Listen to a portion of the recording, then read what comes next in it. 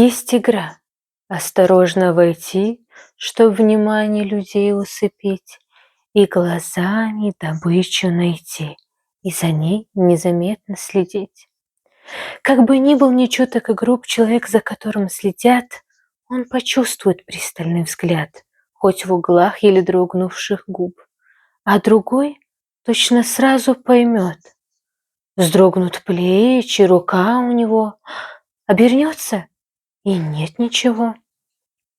Между тем беспокойство растет, тем и страшен невидимый взгляд, что его невозможно поймать. Чуешь ты, но не можешь понять, чьи глаза за тобою следят.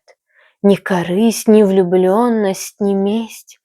Так, игра, как игра у детей. И в собрании каждом людей эти тайные сыщики есть. Ты и сам иногда не поймешь, отчего так бывает порой, что с собою ты к людям придешь, а уйдешь от людей не собой. Есть дурной и хороший есть глаз, только лучше б ничей не следил. Слишком много есть в каждом из нас неизвестных играющих сил. О, тоска!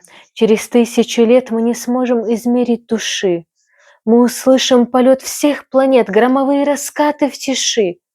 А пока неизвестным живем и не ведаем сил мы своих. И как дети, играя с огнем, обжигаем себя и других.